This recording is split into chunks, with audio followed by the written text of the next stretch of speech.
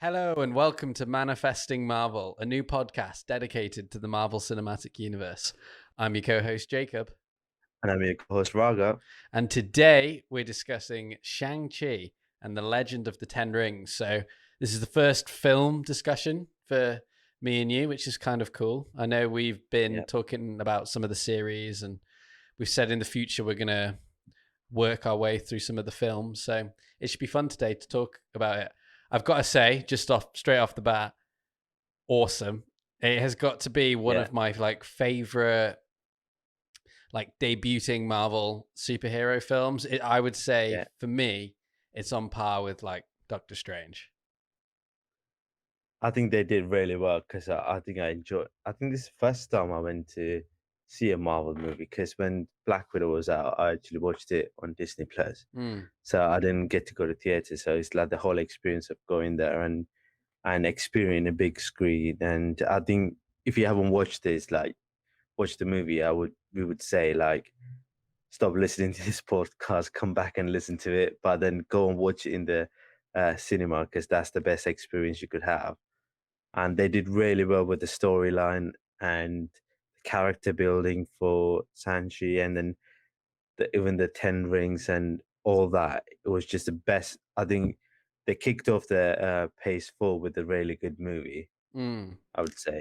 No, I'd agree with you. I think it's been interesting for me because I'd say the same as what you're saying as well. But this idea around Disney Plus too, I've gotten used to watching Marvel stuff at home.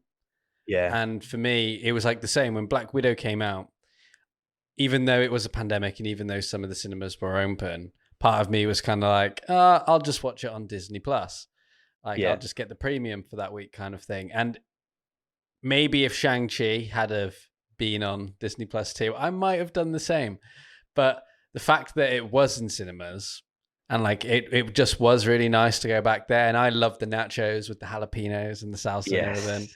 I And literally had the same. yeah, and it was nice to go and sit back in the cinema, have Yeah, a really good sound quality, really good screen quality, and just watch something that I really had no idea what was going to happen. Because even leading into this film, I know me and you have been touching on it a little bit here and there in yeah, episodes, but I've not really seen that much. I hadn't seen that much before going in, and I hadn't really read any Shang-Chi comics going in. So for me, it was kind of like a new character, and I was just excited, as I was saying to you, I wanted to see a Wakandan kind of approach to Eastern culture, yeah, and I yeah. feel like I got that in the film.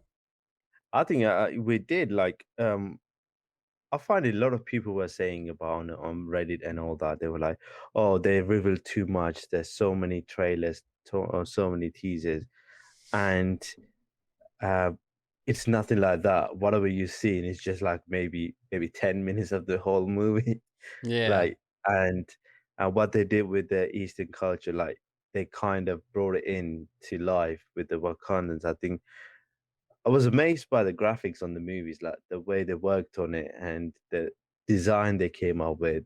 Mm. And it's nothing in there is scary, nothing in there is just like make you go, "Oh, that's a bad design."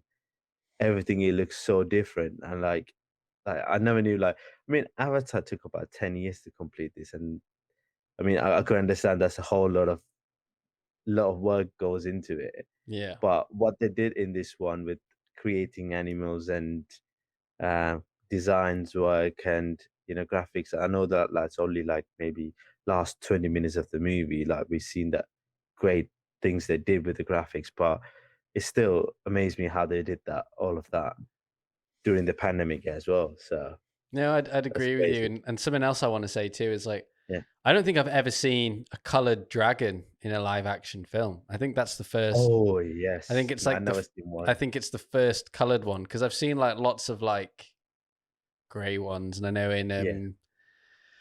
what's it called, Game of Thrones and stuff. That okay, maybe there's a blue one, but I haven't seen a live action red one, and it was very cool to see that. Yeah, we've seen a Thor Ragnarok, but it wasn't a much of it. Oh yeah, that's Like true. yeah, but if you've seen the one we are talking about, the one that is the good one, Yeah, I can't remember the name of it, but the Great the Protector, I think. couldn't have predicted it. It's amazing the way they did that, and it is literally like watching you know when you go to like Chinese festivals and you see the dragon moves and the way they move the body with the sticks and all that. It's just amazing to see that it's actually a bit more realistic than a Yeah. little someone with like a clothing dragon just moving it around. It looks so real, and then it's amazing the way they kind of put that in and the work they did around that those two dragons in the movie. That's Yeah, no, yeah, amazing. I'd agree with you. And another thing I really liked as well was just like the kung fu elements that it had from like Yeah, old like fight films. Like it was just so cool to watch, and like the cinema like photography of it all and everything when like his father like met his mum and they're like dancing but fighting and all this kind of stuff. It was just incredible.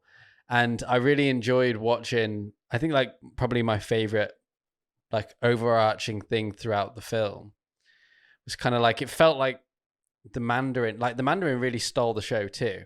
Like I thought he yeah, was just going to be this like brute villain that was like, I've had these rings for a millennia and it's my way or the highway. But he wasn't. He was like quite complex and he had a storyline. And what it felt like was he couldn't comprehend or like deal with the weight of his like ancestors. yeah, So he was like fighting it out of his children to like be better and to kind of like look after everything and take it over. And I think what was so cool about the film is he sees that when he's fighting Shang Li, like he realizes yeah, like, ah, why am I fighting like this?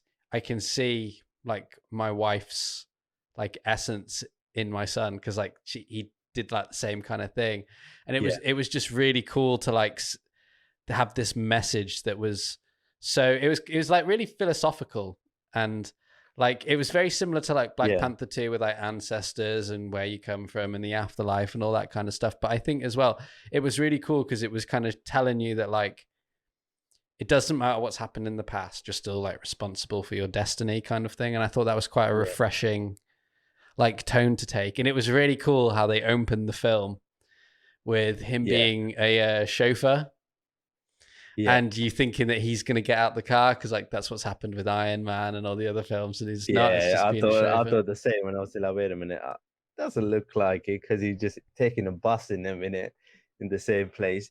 But with the movie when it started, like you know, it was fully in foreign language. I think it's Mandarin. I think they were Mm, speaking throughout like first few sequence of it, and when Mandarin actually meet uh, the mother of Shang and Shi, like the sequence and all that, it's very more cultural, very more closer to how the Chinese movies are being made with kung fu and all that. Because I think when I watched a couple of them a while ago, that they will have a similar and yeah, for sort of movement and all that. So it's really cool that they kind of paid attention to that when they're basing a storyline in that region of the world. yeah, And on top of that, it's just the yeah way he was come across as a father. It's more of a just want to pass his torch on to someone else, but he just wanted to have that kind of them ready for it. mm, And then obviously he kind of regret losing his wife as well. So it's just like he doesn't come across as the worst guy anyway. But they were part of the what they got everything is the very shadow organization. So it's quite good to kind of explain what they've been doing so far. Doing Iron Man, Thor, and Captain America popping up and everything else. They were just observing.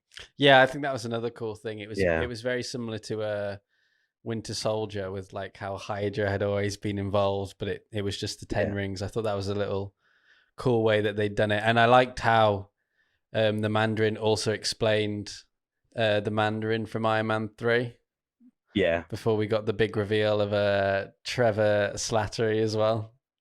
Yeah, I know. Yeah, I can't believe he was actually in it. It was, it was a crazy thing. Like, oh, we're not gonna see him again, and then Yeah. he just pops up, and he didn't play like a very small character either. he played a huge character, like not huge, I would say he played a decent character in Yeah.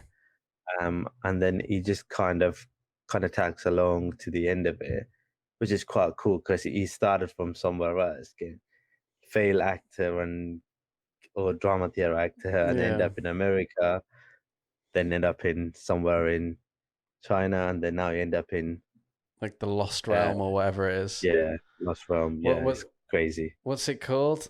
It is called Talo, Talu, yeah. Talo. Yeah, Yeah, Talu, yeah. Which is interesting. yeah, So what another thing that I wanted to talk to you actually about the rings. yeah, I have a theory, and the listeners of this show will know I like to go all out with my theories. So here's my little theory to think about in this moment. Okay. You yeah, know how we kind of don't know where the rings come from because it kind of doesn't get answered. It's just kind of took the Mandarin found them and he's yeah. using them. I think they're Kang the Conquerors. And In what way? and I'll tell you, and I'll say why. And anyone that's listening that doesn't watch the video version, we just watched like Raga's eyes kind of like look up and try and figure out what I meant by that. So Yeah, I will explain. But here we also, go. Right. So yeah, first of all, Wong and everybody in like the sorcery place. I don't know what it's called, the Sanctorum.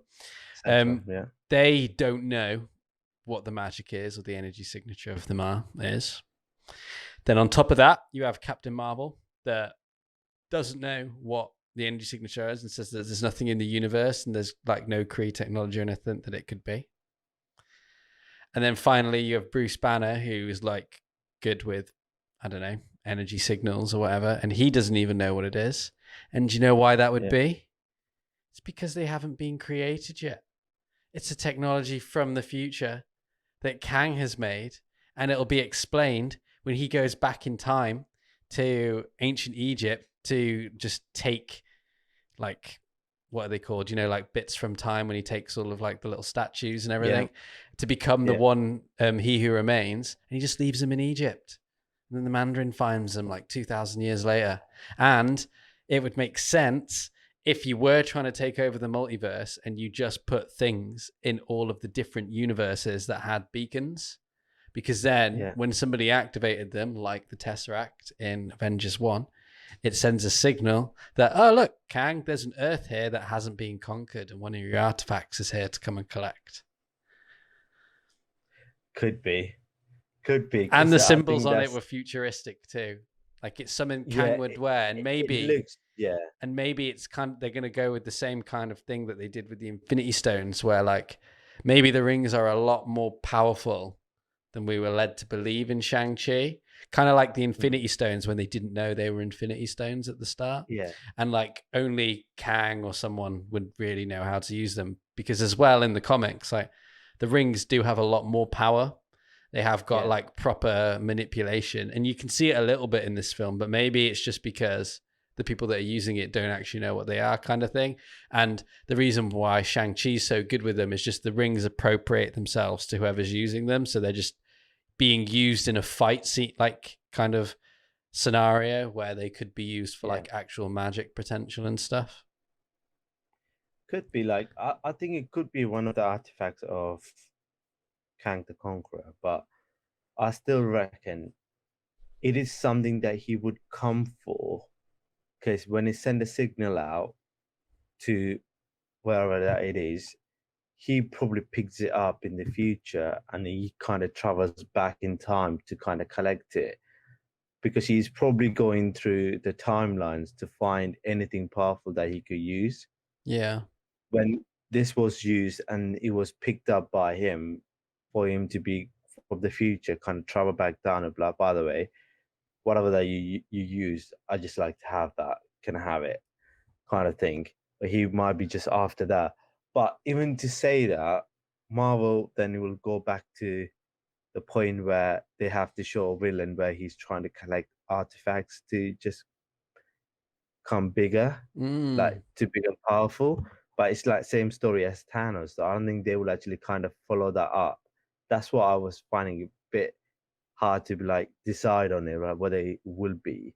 Yeah, But no, I that's reckon fair. it is possible. But it's just because it's the same story, like Thanos trying to collect all the Yeah, stones and trying to snap everyone out, and so they might not follow it. But if he's actually the one that's going to be traveling through the timeline to get all the artifacts, he might just come for when the signal just went up. He might be just arriving just any minute just after Shang-Chi. We never yeah. know. No, that's a fair point. That's a fair point. I think another thing as well to kind of note Yeah. was the film came out the same week as the Doctor Strange What If episode, and they were both references to absorbing souls and going to Yeah. a dark realm, which I think was definitely on purpose.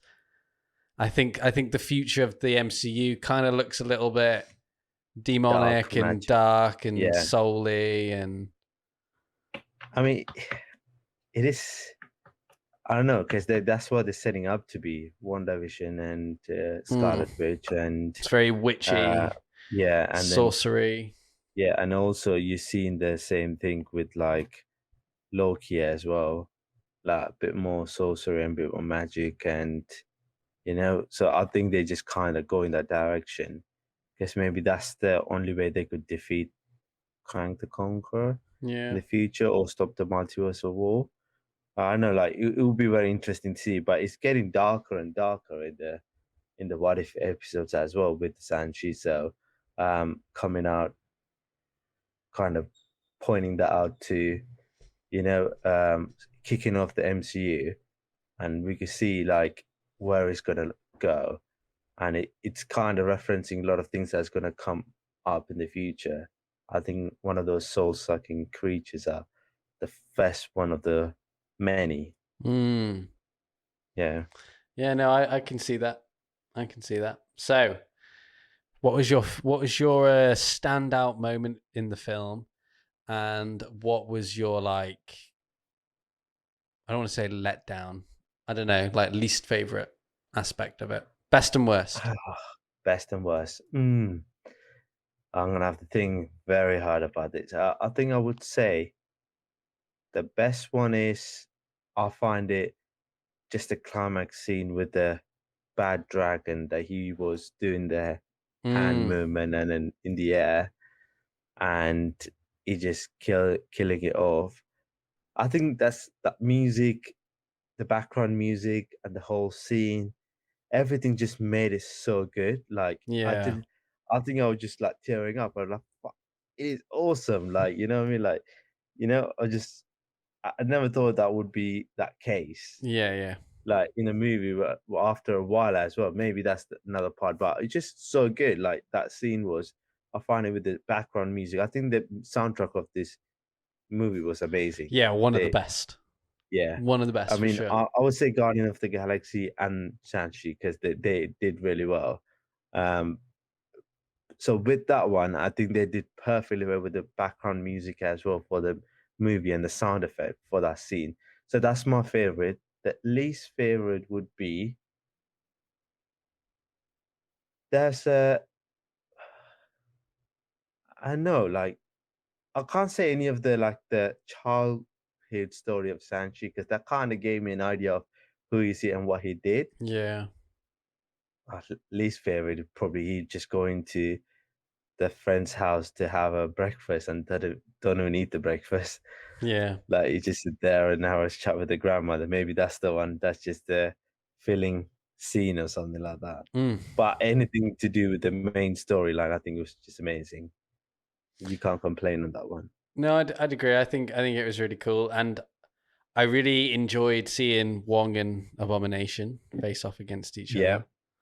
That was cool. I like how they'd updated him a little bit visually, and I liked how it yeah, seems like maybe Thunderbolt Ross has like done some deal with Wong, and he's allowing the Abomination to kind of go to cage matches to train, and then goes back to jail or his prison or whatever that he does before he becomes one of the Thunderbolts or whatever they're called.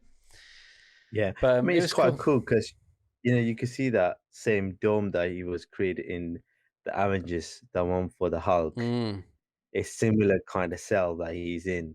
So he's definitely in somewhere, but it's will be good to see why Wong was doing that and what he was doing with them. Because either with the Thunderbolt or is he actually controlled by Doctor Strange? Mate, I Just tell you the what, yeah, Thunderbolts is going to be insane because you're going to have, yeah, whenever that does come out, you're going to have yeah, Abomination. yeah, You're going to have, what's her name? Yinea from Black Widow. yeah. You're going to have, uh, Agatha, you mean? No, Inea. Yeah, no, Inea from the sister. yeah. Yeah, yeah, yeah. And then you're going to have, oh, shoot, what's his name? What's the name of the US agent, Captain America? What was his name? Red Guardian. No, the other one from Falcon Winter Soldier. Oh, yeah. It's a Captain America, the new Captain America, but Yeah, but it's not. It's like, kind of- I can't remember his name. yeah, But yeah, there's going to be like a whole group of like villains that are pretending to be heroes. So that'll be cool. that's really And cool. Yeah, it's all being led by Madam Hydra, which is that woman that's showing up at the end of all of them, like recruiting them. yeah. That So would be very interesting to that'll be see. cool. Yeah. Yeah. So yeah, what about you? So that's your best My scene, you would say? my favorite scene was actually the bus scene, probably.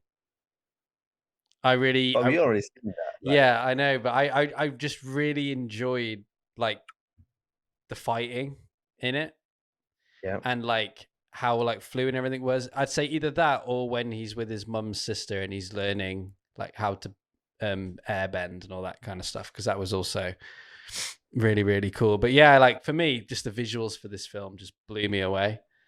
It's really cool when Marvel like kind of do something new and they try something new. We're getting so rich now with like yeah, Marvel locations and like content. There's just some really cool places to go. The one thing that I yeah, do wish that they'd done a little bit more on is probably explain where the rings had come from, but I get it because that's probably going to be what the future holds. And I know that yeah, they did a little nod to the mid-credit scene where they're like, it's a beacon and we don't know where it's come from or how old it is or who made it. yeah. So I get why they've done it, but it would have just been nice to have even seen a scene of him finding them. Like, were they in a crater? Did they come from space? Did he find them in a cave? Yeah. Just so we could have a bit more like fan I think that's the thing that speculation. I would actually find out because when they say Legend of the Ten Rings, I was thinking a bit more. It's gonna go more deeper into it. Maybe it's just something that we're gonna have to wait and see in next few sets of movies and what that kind of tell us. But if you've seen the signals as well on the ring, it almost looked like a broken line of the timeline Mm. It's with the another reason beacon why I going thought through. that's another reason Yeah. why I thought Kang. That just came to my mind now because when I Yeah. talked about it, maybe what you say could be right. Yeah, maybe So we're gonna have to. maybe he's just using it to like he's not necessarily collecting them to get powerful, all right? Yeah, He's already collected them, but he's dispersed them across all the timelines and they let him know when the multiverse is branching in that timeline. So that's what I was he just knows about when he to can say. attack kind of thing.